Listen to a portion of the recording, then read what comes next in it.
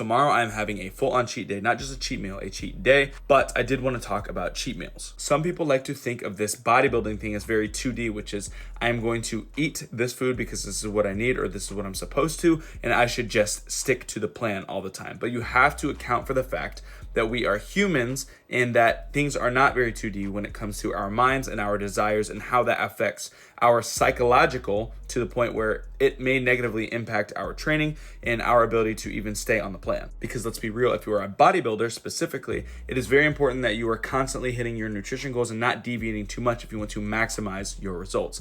But if you are outside of this, it's not like you really need to schedule cheat meals too much. If you're just the average person that's not really bodybuilding or anything like that, just enjoy yourself here and there with moderation, because that's, obviously important. But when it comes to bodybuilding, cheat meals can be a very important thing, or even cheat days if you really need them when it comes to adherence. And the reason for that is super simple, which is that if it's going to keep you adherent to the plan for a longer period of time, it is going to be more conducive to results than just sticking strictly to the plan and not deviating at all. Although it might sound counterintuitive, like why would I get off track to stay on track with my goals? That doesn't really make much sense. You have to look at things through a broader, bigger picture perspective. Not only does it minimize damage because you're actually planning your cheat meals or cheat days, you aren't just doing them on impulse, because when you start acting on impulse, it just takes control. And a lot of times it makes it really hard to stop. But B, you are actually making it more effective in the long term, because again, when you zoom things out and look at things through the lens of like a whole year,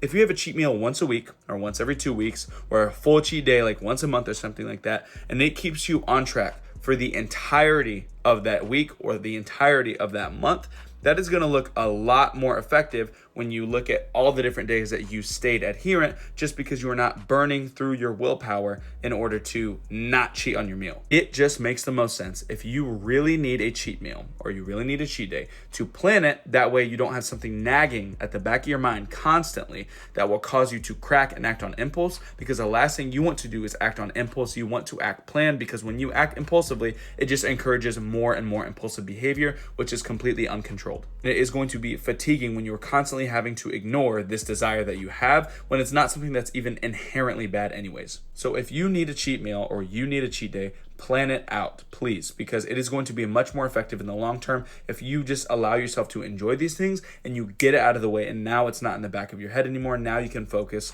on just sticking to the plan and doing that when you need it. And something else I did is all this week I burned extra calories, took extra steps, did a little bit extra just so that this week, whenever I do have my cheat day, I just feel extra good about it. I feel like I earned it and I deserved it. Not that you always have to do that for a cheat meal. Like if you have a cheat meal, you can just have a cheat meal. But for me personally, it does feel extra gratifying knowing that